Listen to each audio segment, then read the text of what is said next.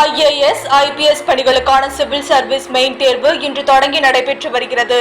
சென்னை உள்பட நாடு முழுவதும் 24 நகரங்களில் 14,627 பேர் தேர்வு எழுதுகின்றனர். காஞ்சிபுரம் சாம்சங் தொழிற்சாலை ஊழியர்கள் 11வது நாளாக வேலை நிறுத்த போராட்டத்தில் ஈடுபட்டுள்ளனர். ஊதிய உயர்வு, தொழிற்சங்கம் அங்கீகாரம், 8 மணி நேர வேலை உள்ளிட்ட கோரிக்கைகளை வலியுறுத்தி ஊழியர்கள் போராட்டத்தில் ஈடுபட்டுள்ளனர்.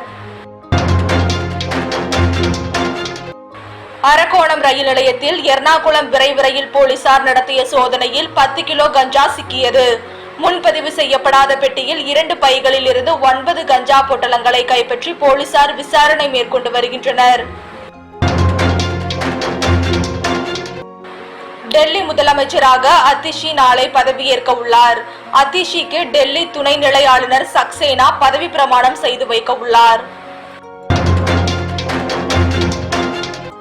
சென்னை கோயம்பேட்டில் கழிவுநீர் தொட்டிக்குள் இறங்கி தொழிலாளி வேலை செய்த சம்பவம் தொடர்பாக வழக்கு பதிவு செய்யப்பட்டுள்ளது. மாவட்ட வருவாய் அலுவலரும் கோயம்பேடு மார்க்கெட் கமிட்டி முதன்மை செயல் அலுவலருமான இந்துமதி புகார் வழக்கு பதிவு செய்யப்பட்டுள்ளது. வக்கிர வார்த்தைகளை உக்கிரமாய் வீசுவோர் மருத்துவர்களை அணுக வேண்டும் என கவிஞர் வைரமுத்து எக்ஸ் தளத்தில் பதிவிட்டுள்ளார். வாழ்வியல் தோல்விகள், பலவீனமான இதயம், நிறைவேறாத ஆசைகளால் மன அழுத்தத்திற்கு உள்ளாகி உள்ளனர் என வைரமுத்து பதிவிட்டுள்ளார். தூத்துக்குடி ஸ்டெர்லைட் வன்முறை தொடர்பாக குற்றம் சாட்டப்பட்ட வருவாய்த்துறை அலுவலருக்கு பதவி உயர்வு தரவில்லை என ஆட்சியர் விளக்கம் அளித்துள்ளார். நாகை செல்லூர் குடியிருப்பில் வீட்டு மேற்கூரை இடிந்து விழுந்ததில் 2 வயது குழந்தை யாசின் ராம் பரிதாபமாக உயிரிழந்தது. குழந்தை தூங்கிக் கொண்டிருந்த பொழுது வீட்டின் மேற்கூரை இடிந்து விழுந்ததில் குழந்தை பலியான நிலையில் தாய் படுகாயம் அடைந்தார்.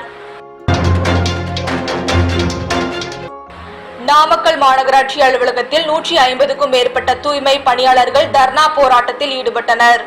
சீருடை, கையுறை போன்றவற்றை வழங்க வேண்டும் என கோரிக்கைகளை வலியுறுத்தி தூய்மை பணியாளர்கள் தர்ணா போராட்டத்தில் ஈடுபட்டனர். கேரளாவில் நிபா வைரஸ் பரவலின் காரணமாக களியக்காவிளை சோதனை சாவடியில் சுகாதாரத்துறையினர் 3வது நாளாக தீவிர சோதனையில் ஈடுபட்டுள்ளனர்.